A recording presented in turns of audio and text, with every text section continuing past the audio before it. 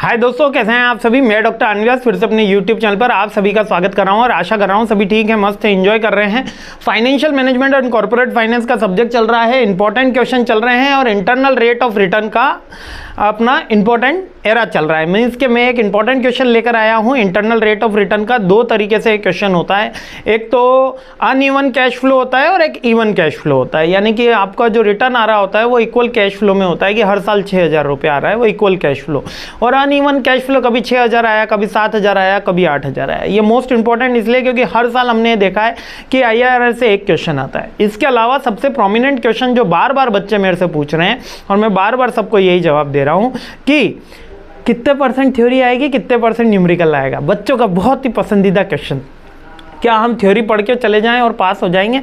तो देखो, AKTU या किसी भी यूनिवर्सिटी, UGC रिकॉग्नाइज यूनिवर्सिटीज़ में मैं बात कर रहा हूँ और बेस्ट ऑफ माई नॉलेज है ना, बेस्ट ऑफ माई नॉलेज कहीं भी ऐसा नहीं लिखा कि इतने % न्यूमेरिकल आएगा और इतने % थ्योरी आएगी। डिपेंड ऑन द एग्जामिनर, पूरी चीज़ें उसके ऊपर। या तो वो 100% न्यूमेरिकल दे सकता है या 100% थ्योरी। एक अच्छा एग्जामिनर वो होता है जो 50% थ्योरी 50% न्यूमेरिकल देता है।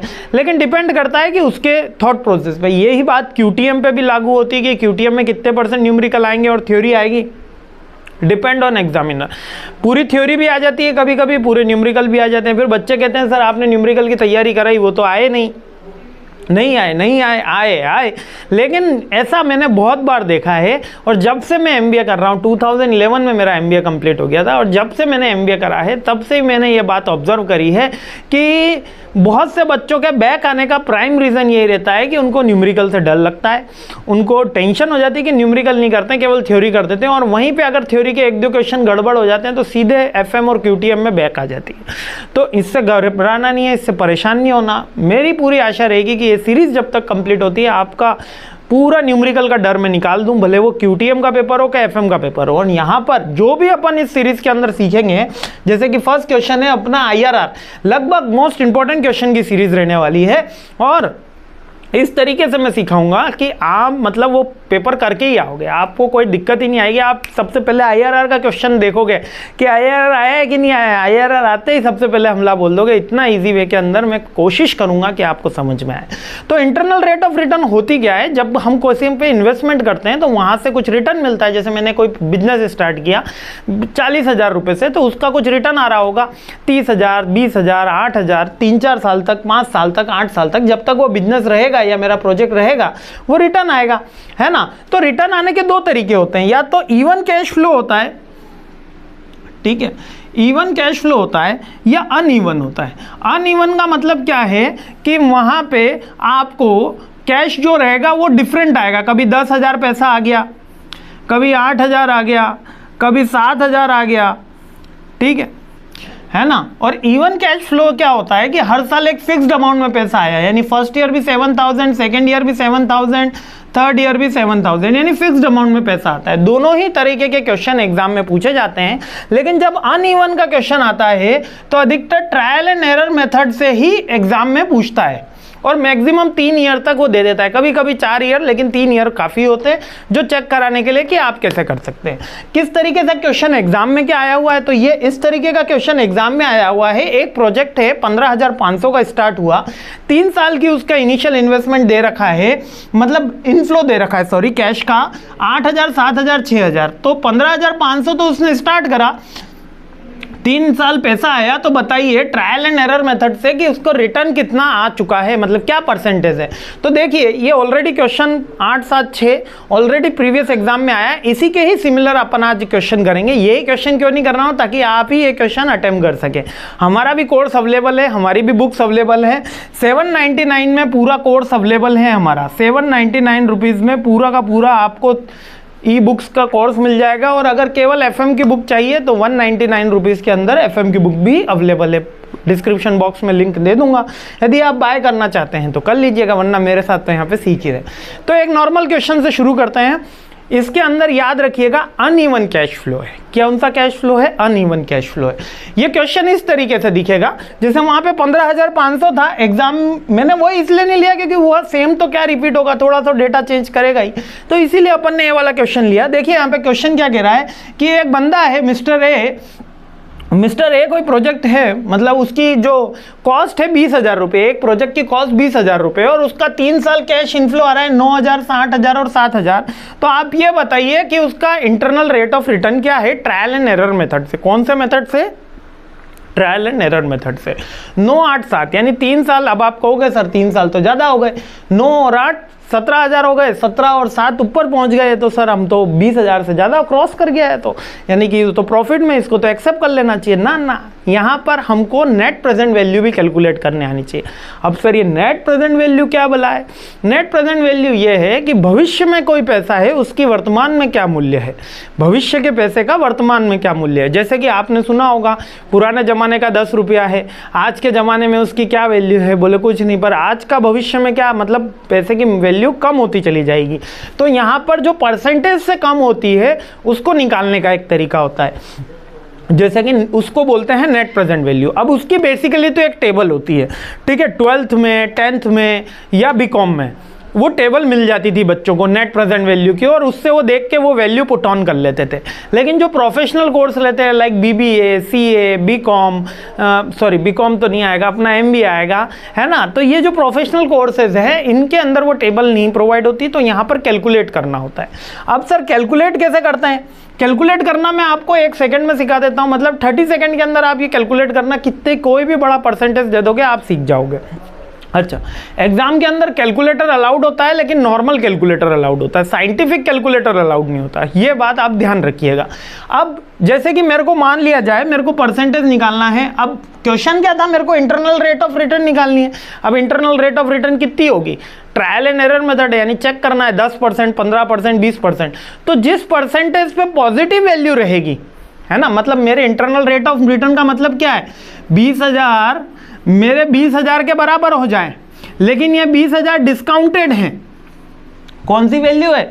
डिस्काउंटेड वैल्यू है, तो ये बराबर हो जाए। तो मेरे जब भी पॉजिटिव में आएगा मैं इस नेगेटिव की तरफ जाऊंगा तो मेरे को इक्वलाइजेशन मिल जाएगा। अब इसको और सीख लेते हैं यहाँ पर अच्छे से कि सर ये कहना क्या चाह रहे हो आप, कि कहना ये चाह रहा हूँ कि 20,000 इक्वल टू 20,000 अपन को करना है।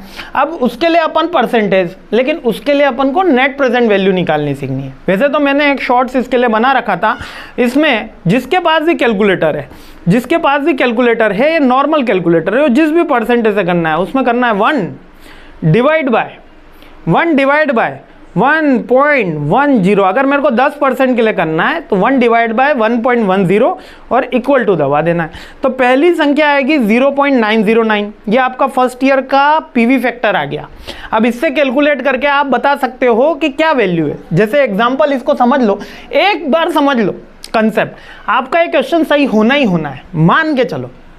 जैसे मैं कहूँ कि 20,000 है ना, 20,000 थोड़ा सा ज़्यादा हो गया, 2,000 रुपये अपन ले लेते हैं। 2,000 रुपये की फर्स्ट ईयर अगर मेरे पास 10% डिस्काउंट होता है, मतलब 10% मूल्य कम होता है, तो इसकी वैल्यू कितनी है? तो मैं ये जो मेरा PV फैक्टर निकाला है, PV फैक्टर निकाला ना 1 डिवाइड बाय 1.10, ये मेरी फर्स्ट ईयर की वैल्यू आई इंटू 2000, तो यहाँ पर वैल्यू आती है 1818। PV फैक्टर क्या निकला है देखिए जरा शांति से, 1 डिवाइड बाय 1.10। मैं आप सबसे रिक्वेस्ट करता हूँ कि कैलकुलेटर लेके जरूर बैठिएगा मेरी इस वीडियो के साथ में, तो आपको काफ़ी इजी हो जाएगा। यहाँ पर PV फैक्टर क्या निकला है 0.909। इससे जैसे मल्टीप्लाई होंगे, मतलब भविष्य का 1818 आज के 2,000 रुपये के बराबर है। समझ में आ रहा है आपको? ये फर्स्ट ईयर का है। अगर मेरे को सेकंड ईयर का PV फैक्टर निकालना है तो कैलकुलेटर में केवल इक्वल टू दबाना है। जैसे इक्वल टू दबाऊंगा 826 आ जाएगा, 0.826। और अगर मेरे को उसका कैलकुलेट करना है तो इंटू कर लूंगा मैं 2000, तो यहाँ पर आ गया 1652। यानी कि 2 साल बाद मेरे 2,000 रुपये की एक्चुअल वैल्यू कितनी हो जाएगी 1652। यानी जितना मैं आज 2,000 रुपये में खरीद पा रहा हूँ उतना 2 साल बाद कितने में खरीद पाऊंगा 1652 रुपये में, मतलब उसकी वैल्यू परचेसिंग पावर कम हो जाएगी। कुल मिला के उसकी परचेसिंग पावर जो है वो कम हो जा रही है। उतने 1652 रुपए की चीज़ें मैं खरीद पा रहा हूँ, ये उसकी एक्चुअल वर्थ निकल कर आ रही है। ये बात समझ में आई। इसको डिस्काउंटिंग फैक्टर या नेट प्रेजेंट वैल्यू निकालना कहते हैं। अभी तो 10% से, महंगाई अपने यहाँ कैसे 6% से चलती है। महंगाई की दर मान के चलो कि आज ये 6% अपने जंप हो गया। आज जो 2000 रुपये में मिल रहा था, आज जो 2000 रुपये की वैल्यू की कोई चीज़ थी वो 1818 रुपये, मतलब अब ये मान के चलो कि उसके बराबर आ रहा है हमारा, है ना। यानी कि अभी हम रिच हैं, बाद में जाके पुअर हो रहे हैं, क्योंकि हमारी परचेसिंग पावर जो है वो घटती हुई चली जा रही है। इकोनॉमिक्स का फंडा है, ज़्यादा दिमाग नहीं भी लगे तो केवल डिस्काउंटिंग फैक्टर से इस तरीके से निकालते हैं। तो एक बात तो ये समझ में आ गई कि अब ये सर टेबल कैसे बनानी है हमको। इसका एक फॉर्मूला बहुत सिंपल सा है, 1 डिवाइड बाय 1.10। तो जैसे ही आप ये करोगे 0.909 आ जाएगा। लेकिन इसका डिवाइड करना है, यहाँ पे डिवाइड करना है, तो यहाँ पर 1 डिवाइड बाय 1.10 वापस से करोगे तो आपको 826 मिल जाएगा। तीसरी बार करोगे तो तीसरे ईयर का मिल जाएगा, चौथी बार करोगे 4th ईयर का मिल जाएगा। और कैलकुलेटर से केवल इक्वल टू का बटन आपको बार बार प्रेस करना है ना। और ग्रैंड टोटल का भी ऑप्शन आता है, लेकिन वो अपन थोड़ा सा आगे सीखेंगे इसी वीडियो में। क्लियर हो गया। तो अब यहाँ पर क्वेश्चन आता है अपना कि भाई साहब ये 3 जने हैं, तो अब यहाँ पे ट्रायल एंड एरर मेथड से बताओ तो सर कौन सा परसेंटेज से पहले कैलकुलेट करें और कैसे हम कैलकुलेट करें, ये सीखना है। तो यहाँ तक तो आपको बात समझ में आ गई कि मेरे को नेट प्रेजेंट वैल्यू निकालनी है, उसके बाद कितने परसेंटेज से निकालनी है वो चेक करेंगे। तो यूजुअली 10, ये नियम याद रख लेना, 10, 15, 12 इसी के बीच में आपका आंसर आने वाला है। यानी 10 से 15 के बीच में ही आपके सीरीज का ऑलमोस्ट आंसर बैठते हैं। कुछ के अंदर 10 से लेके 20 तक परसेंटेज में अपना आंसर बैठता है, लेकिन यूजुअली हमने एग्जाम में देखा है।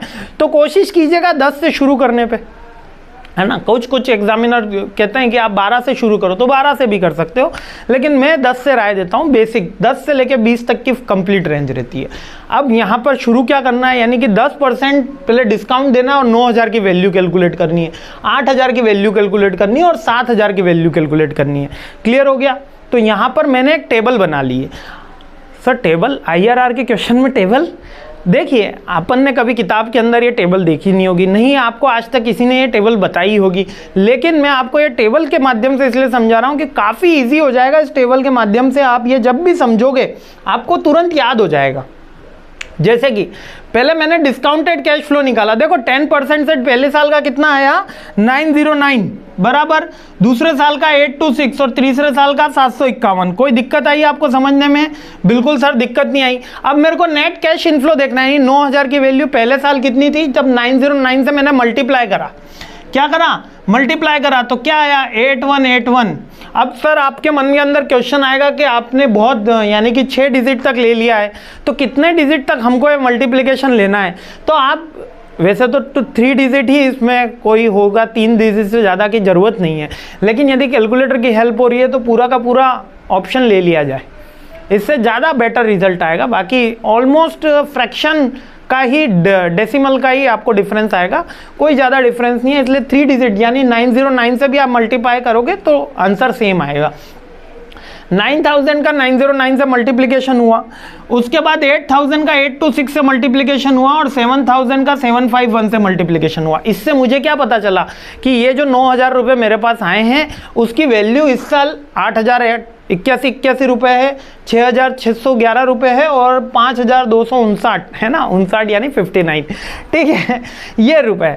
अब इन तीनों की मैंने टोटल लगाई, अब इन तीनों की मैंने जैसे टोटल लगाई तो मुझे क्या पता चला कि भैया इन तीनों की टोटल हो रही है 20,052 यानी 20,052 रुपीज़, यानी कि प्लस का फिगर आ रहा है, 52 रुपीज़ क्या आ रहे हैं, प्लस में आ रहे हैं, यानी कि क्या है, मैं पॉजिटिव में आ गया हूँ। अब मेरे को एक नेगेटिव का फिगर लेना है। क्यों नेगेटिव का लेना है? क्योंकि 52 ऑलमोस्ट, अब इससे कम करने जाऊंगा तो बिल्कुल दिक्कत आ जाएगी। तो 1 के बाद 10 के बाद मैं कहाँ पे गया, आप 15 पे गए। वैसे तो 10 पे आपको पता चल गया कि ऑलमोस्ट क्लियर है, तो आप डायरेक्ट 12 पे भी जा सकते हैं, है ना। 15 पे भी मैंने क्या करा है, 15 का डिस्काउंटिंग फिगर निकाला है। 15 का डिस्काउंटिंग फिगर कैसे निकलता है, 1 डिवाइड बाय 1.15, जैसे ही करोगे 869 आएगा, तो 0.869 वापस से आप इक्वल टू दबाइए, 0.756 और वापस से इक्वल टू दबाओगे 0.657, ये तीनों आपके क्लियर हो जाएंगे। इसके बाद फिर से मैंने मल्टीप्लीकेशन करा और फिर मैं आगे आया तो यहाँ पर डिफरेंस आया 1500 रुपये का, है ना, -1500 का, यानी 20,000 में से इन्वेस्टमेंट था मेरा 20,000 रुपये, उसमें से 1500, यानी कि अभी तो बहुत ज़्यादा दूर चला गया। चलो करीब चलो। तो जैसे ही मैंने कहा कि 10% का देख लिया, मैंने 15% का देख लिया, मैं 12% पे ट्राई करता हूँ, क्योंकि ट्रायल एंड एरर मेथड है ना, क्योंकि मेरे को जीरो लाना है, 20,000 इक्वल टू 20,000 लाना है, वो मेरा आंसर है। याद रखना मेरा आंसर क्या है, 20,000 इक्वल टू 20,000। उसी रेट से तो मेरे को रिटर्न आया है। तो 12% पे जब मैंने चेक करा तो अब ये नेट प्रेजेंट वैल्यू कैसे निकाली, अब आप सबको समझ में आ गया होगा सर। नेट प्रेजेंट वैल्यू निकालने के लिए 1 डिवाइड बाय जो भी परसेंटेज में हो 1.12 करके हमको उससे डिवाइड कर लेना है। तो 892 आ गया, 892 आ गया। वापस से इक्वल टू दबाऊंगा तो 797 आ गया, फिर इक्वल टू दबाया 711 आ गया, है ना। ये फॉर्मूला तो इक्वल टू क्लियर, ये 1 डिवाइड बाय 1.112। तो सर अगर 5% हो तो 1 डिवाइड बाय 1.5 नहीं करना है, 1 डिवाइड बाय 1.05, 1 डिवाइड बाय 1.04 अगर 1 सिंगल डिजिट में हो। यहाँ पे करा मल्टीप्लिकेशन करा, मल्टीप्लिकेशन किससे हो रहा है, मल्टीप्लिकेशन हो रहा है दोस्तों हमारे इनिशियल अमाउंट से 9,000, 8,000, 7,000। मल्टीप्लिकेशन करके मैंने यहाँ पर एक अमाउंट निकाला, अमाउंट निकाल के मुझे पता चला यहाँ पर भी माइनस आ रहा है 604। एक बार मेरे पास पॉजिटिव आया है 52 रुपीज़ और एक बार मेरे पास नेगेटिव आया है 604। यानी मुझे क्या पता चला, मुझे ये पता चला कि मेरा इंटरनल रेट ऑफ रिटर्न यदि मैं पॉजिटिव में जाऊंगा तो 10% है और नेगेटिव में जा रहा हूं तो 12% है, यानी 10 से आगे है पर 12 से कम है। रेंज मिल गई मेरे को, क्या मिल गई, रेंज मिल गई। 10 से 12% के बीच में है मेरा IRR। अब ये 10 से 12 का कैसे निकालेंगे, अब इसका तो खैर फॉर्मूला है, लेकिन मैं जैसे कि अपने बच्चों को फॉर्मूला याद करवाने में कुछ ज़्यादा भरोसा नहीं रखता हूँ, मैं फॉर्मूला बनाना सिखाता हूँ आपको। क्या, फॉर्मूला बनाना। अब ये देखो ये पूरा फॉर्मूला है, यहाँ पर कैलकुलेट करना है और मैं आपको ये सारा का सारा कैलकुलेट करना फॉर्मूले के माध्यम से बनाना सिखा रहा हूँ, ठीक है। यहाँ पर सारी चीज़ें लिखी हुई है, ये फॉर्मूला है। NPV1 minus NPV2 R2 R1 की रेट हो गई R1। चलिए फॉर्मूला बनाना सीखते हैं, अभी पहले फॉर्मूला बनाना सीखते हैं, उसके बाद आगे की कहानी करेंगे। फॉर्मूला बनाते समय हमको क्या निकालना है, IRR निकालना है, ठीक है सर। IRR निकालना है, कोई बात नहीं। सबसे पहले लोअर रेट लिखना है हमको, क्या लिखना है, लोअर रेट। लोअर रेट कितना है हमारा, 10% है, लिख दिया, ठीक है। अब ऐसे ब्रैकेट खींच लेना है, ब्रैकेट खींच लिया हमने, ब्रैकेट खींच लिया। अब सबसे ऊपर और यहाँ पर भी एक ब्रैकेट खींच देना है। अब यहाँ पर करना है HR माइनस LR, यहाँ पर ब्रैकेट के बाद में मल्टीप्लिकेशन में higher rate minus lower rate, higher rate minus lower rate, इतना कर देना है। यहाँ पर थोड़ा सा छोटा कर देता हूँ, आपको समझ में आ जाएगा। ब्रैकेट अभी मैंने इधर कर रखा है, LR को प्लस करना है, लोअर रेट प्लस। ये देखो फॉर्मूला में आपको ड्रॉ करना सिखा रहा हूँ। लोअर रेट को पहले आगे रख देना है, कितना था, 10% था, उसको जोड़ना है। 10% में क्यों जोड़ना जाएगा, क्योंकि 10 से 12 की रेंज है ना, इतनी बात समझ में आ गई थी। तो 10 से तो ज़्यादा होगा ही, इसलिए 10 को तो जोड़ना ही है। 10 में कुछ जोड़ेंगे और 12 में कुछ घटाएंगे तो वो चीज़ आ जानी चाहिए। अगर हायर रेट होती तो माइनस करना पड़ता, बट वो फॉर्मूला चेंज हो जाता। यहाँ पर लोअर रेट है इसलिए जोड़ना है, 10 में कुछ जोड़ना है, और यहाँ पर हायर रेट में से लोअर रेट घटाना है। तो हायर रेट कितनी है, 12% है, लोअर रेट कितनी है, 10% है, घटा दिया, कितना आया, 2% आया। समझ में आया। अब बीच में मेरे को कुछ डिवाइड करना है, बीच में मेरे को कुछ बेस में रखना है और कुछ ऊपर में रखना है। तो यहाँ पर बीच में हमने एक लाइन खींची, लाइन खींच के जो फर्स्ट का डिफरेंस होगा, लोअर रेट का क्या डिफरेंस था वो ऊपर रख देंगे, और हायर रेट और लोअर रेट का जो डिफरेंस है, हायर रेट और लोअर रेट का जो डिफरेंस है उसको माइनस कर देंगे। हायर रेट में से लोअर रेट के डिफरेंस को माइनस कर देंगे। चलिए आगे ऊपर देखते हैं। सॉरी थोड़ा सा, हाँ यहाँ पे ये लोअर रेट में से हायर रेट का डिफरेंस माइनस कर देंगे। एक सेकेंड, लोअर रेट में से हायर रेट का डिफरेंस माइनस कर देंगे। तो अब ये डिफरेंस कैसे माइनस कर रहे हैं जल्दी से सीख लेते हैं। लोअर रेट का डिफरेंस कितना था, मैंने कहा था प्लस का 52 आएगा, तो 52 यहाँ पे लिख दो, कोई दिक्कत आ रही है। अब लोअर रेट का डिफरेंस कितना था, 52, और हायर रेट का डिफरेंस कितना है, माइनस का 650, माइनस का 602, सॉरी माइनस का 602 आया था ना यहाँ पे, याद हो रहा होगा कुछ, ये आया था 604 या 602, एग्जैक्ट करोगे मल्टीप्लिकेशन तो 604 आएगा, नहीं करोगे एग्जैक्ट केवल 3 डिजिट लोगे तो 602 आ जाएगा, कोई ज़्यादा डिफरेंस है नहीं। फॉर्मूला वापस से याद करवा देता हूँ। बनाना क्या करना था सर, फॉर्मूले में हमको सबसे पहले लोअर रेट लिख देनी थी, कोई दिक्कत आई इसको, यहाँ पे 10% था, अब ये 10 का ही लोअर रेट का डिफरेंस लिख देना था, कितना था 52 था, ये लिख दिया हमने। लोअर रेट में से हायर रेट माइनस कर देना था, ठीक है, 52 में से मैंने क्या माइनस करा 604 या 2, ठीक है। अब माइनस का है, अब माइनस माइनस तो क्या हो जाएंगे, प्लस हो जाएंगे सर, माइनस माइनस तो प्लस हो जाएंगे, क्यों, क्योंकि अंदर माइनस का है इसलिए प्लस हो जाएंगे, और इनटू किससे कर देना है, लोअर रेट हायर रेट में से लोअर रेट माइनस कर देना है, तो कितना आया 2, अरे भाई 12 में से 10 माइनस करे हैं मैंने तो क्या आया 2। अब इन दोनों तीनों की सॉल्व कर लो, सॉल्व करा हुआ है हमारे पास, ये रहा, जैसे हमने यहाँ पे 51.170 आ रहा है क्योंकि यहाँ पर हमने बिल्कुल एग्जैक्ट फिगर लिया है, अगर थोड़ा सा आप इसको रैंडम करोगे मतलब पूरा का पूरा 52 आ जाएगा, अगर पूरा आप 3 डिजिट से करोगे तो 51.70 आएगा, 51.70 और 602.48 इसको यहाँ पर जोड़ दिया जाएगा। आगे बढ़ते हैं, आगे बढ़ेंगे तो यहाँ पर हमने उसको पहले सॉल्व कर दिया तो 0.79 आया, और यहाँ पर कितना था 0.02, अगर 0.02 ना भी लिख के केवल 2 भी लिखोगे तो भी आंसर में डिफरेंस नहीं आने वाला है, आंसर में डिफरेंस नहीं आने वाला है। और यहाँ पे 10, चलिए 10 और यहाँ पर 0.0158 तो हमारा आंसर आ गया 0.10158, और अगर परसेंटेज में मैं इसको डिनोट करूंगा तो 10.15 ये हमारा आंसर है, यानी इंटरनल रेट ऑफ रिटर्न क्या है 10.15। और अभी भी ये क्वेश्चन कंप्लीट नहीं हुआ है, यहाँ पर तो हमने एक पार्ट सीख लिया, अब आपको इसका इंटरप्रिटेशन लिखना है। इंटरप्रिटेशन यह after the trial and hit run method we calculated the internal rate of return is 10.15%। Clear हो गया। अगर इस पे कॉस्ट ऑफ कैपिटल 10% से ज़्यादा आ रही है, मतलब इससे ज़्यादा आ रही है तो वो प्रोजेक्ट को डिनाई करना चाहिए, और प्रोजेक्ट के कम आ रही है तो प्रोजेक्ट को एक्सेप्ट करना चाहिए। यानी कि कॉस्ट ऑफ कैपिटल 6% होती, यानी वो 20,000 रुपये हम 6% से लाए होते, उसका इन्वेस्टमेंट 6% से लाए होते तो प्रॉफिट में होते, और अगर वो 16% से लाए होते तो लॉस में होते। ये इसका मूल सार है। इसी की तरह हमने एक प्रैक्टिस क्वेश्चन आपको दिया है, अब इसके अंदर भी आपको 10, 15 और 12 ये 3 की रेंज बनाना।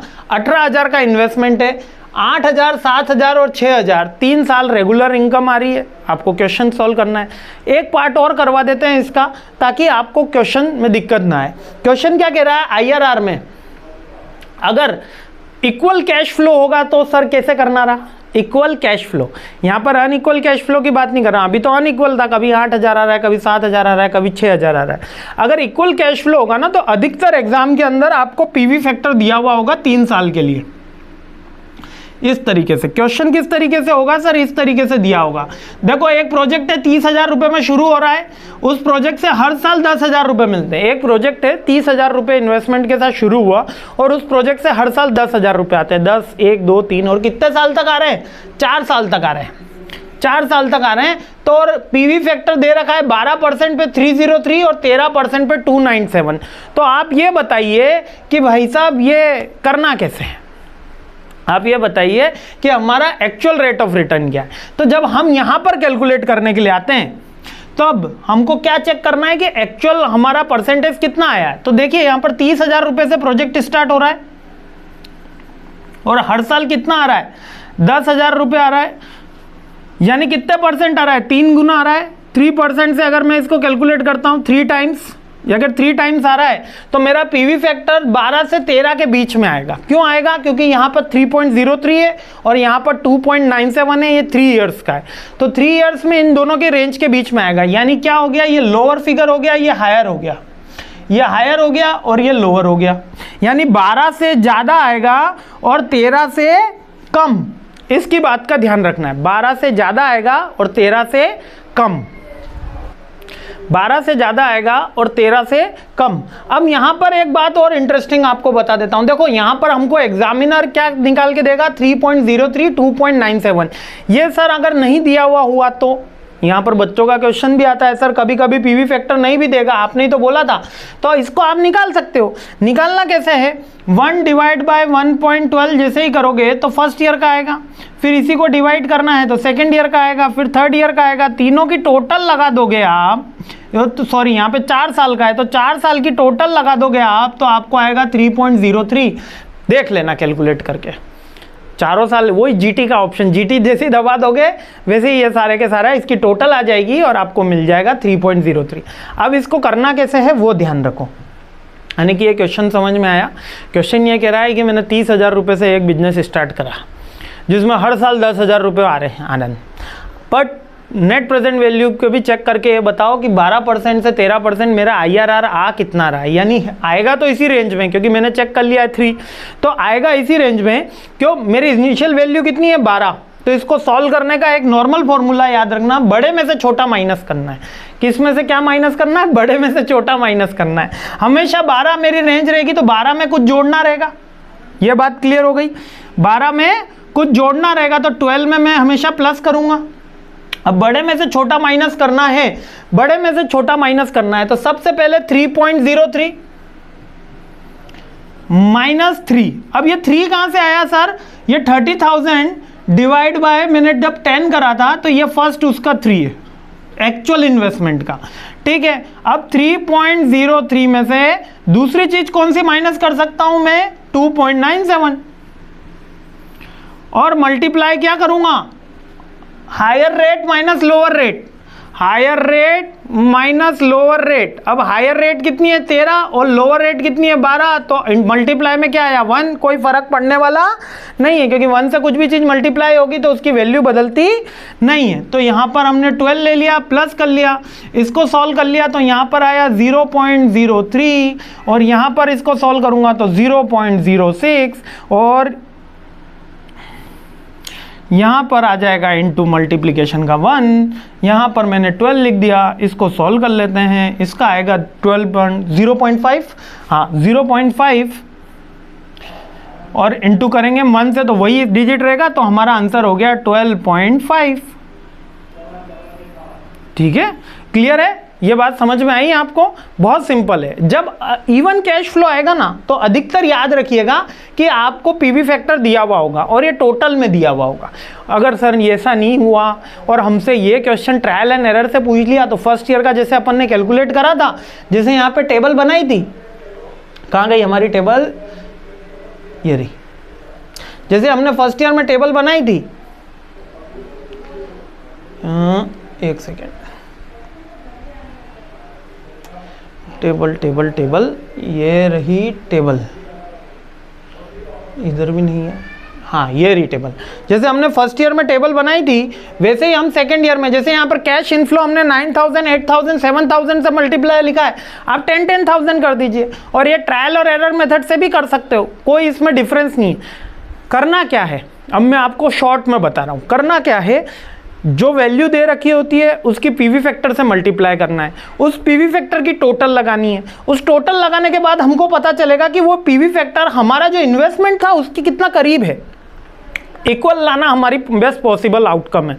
यानी 20,000 अगर 20,000 इक्वल आ जाए तो वहीं पे क्वेश्चन सोल्व हो गया, वो IRR की वैल्यू आ गई, लेकिन ऐसा होगा नहीं, एग्जामिनर आपको थोड़ा सा ऊपर नीचे फिगर देगा, यानी 20,052 रुपये आए और 52 आए तो थोड़ा सा ज़्यादा में ट्राई करो। ऐसे हमको पता चल गया कि 10% पे ही ज़्यादा आ गए हैं तो 15 पे मत जाओ, 15 मैंने थोड़ा सा सीरीज बढ़ाने के लिए करा, आप डायरेक्टली 11% या 12% पे भी जा सकते हो, 11 से भी सॉल्व कर सकते हो। 12% पे जब मैंने चेक करा तो यहाँ पे -604 रुपये आए, -604 यानी कि 10 से तो ज़्यादा है, 12 से कम है, तो 11 भी हो सकता है, पर ये दो एक फिगर मिल गए और इतनी कोई बड़ा अमाउंट नहीं है तो अपन इसको सॉल्व कर लेते हैं। जैसे ही मैंने इसको सॉल्व करा, सॉल्व करने के लिए फॉर्मूला कहाँ गया, फॉर्मूला ये रहा, फॉर्मूला अभी ये रहा, R1 यानी कि जो रेट ऑफ है हमारी छोटी रेट कौन सी थी 10%, वो लिख दी यहाँ पे, है ना, 10% लिख दी। उसके बाद नेट प्रेजेंट वैल्यू, ये जो हमारे फर्स्ट के अंदर आई थी, यानी 10 के साथ में कितने आई थी, 52 रुपए का डिफरेंस आया था, वो लिख दिया। अब यहां पर 52 में से क्या माइनस कर रहा हूं मैं, 602 रुपए या 4 जो भी कहो, ये माइनस के हैं, तो माइनस माइनस क्या हो गए, प्लस हो गए सर। तो 52 में 600 जो जोड़ दिया तो 654 रुपए आ गए, है ना। अगर 604 होंगे तो 656 आ जाएंगे। और फिर R2 minus R1, R2 minus R1, ये क्या करा हमने, बड़ी रेट में से छोटी रेट घटा दी। तो ये पूरा का पूरा क्वेश्चन बन गया। अब इसी तरीके से अगर इक्वल होता तब भी हम ये कर सकते हैं और अनइक्वल हो तब भी हम ये कर सकते हैं, कोई डिफरेंस नहीं है। पर जब इक्वल होता है तो उसका शॉर्टकट मेथड ये है, क्योंकि यहाँ पर हम प्रेजेंट वैल्यू एक साथ कंपाइल करके जोड़ के उससे मल्टीप्लिकेशन कर सकते हैं। क्लियर हो गया, वरना वो भी मेथड और ये मेथड दोनों में कोई डिफरेंस नहीं है। ये इसका फॉर्मूला रहा, ये फॉर्मूले मैंने यहाँ पर लिख दिए, V1 minus V2, V1 minus V2 और R1 R2 का, ठीक है। इसके अलावा ये एक प्रैक्टिस के 2 क्वेश्चन दे रहा हूँ, है ना, 2 क्वेश्चन है। आप चाहो तो पहले स्क्रीनशॉट ले लो। देखो, एक प्रोजेक्ट है 50,000 रुपये का, 15,000 रुपये हर साल आ रहे हैं, अगले 5 साल तक आएंगे, यानी 5 साल की कैलकुलेट करनी है। पीवी फैक्टर क्या है 3.60 और पीवी फैक्टर क्या है 3.51। मान लो ये दिया हुआ नहीं है, आप निकालना सीखो 12% या 13%, ठीक है। एक क्वेश्चन तो ये रहा, और एक क्वेश्चन प्रैक्टिस के लिए आपके लिए सामने ये रहा। 18,000 का क्वेश्चन है, 18,000 रुपये का, और 7,000, 6,000, 8,000 रुपये इनिशियल इन्वेस्टमेंट आ रहा है। IRR का क्वेश्चन बहुत सिंपल है और मोस्ट रिपीटेटिव, तो अच्छे से तैयारी करना। बहुत इजी लैंग्वेज में मैंने समझाने की कोशिश करी, बिल्कुल बेसिक से एडवांस लेवल तक लेके गया हूँ। फिर भी यदि कोई डाउट है तो feel free to comment, I am happy to help you. Jai Hind.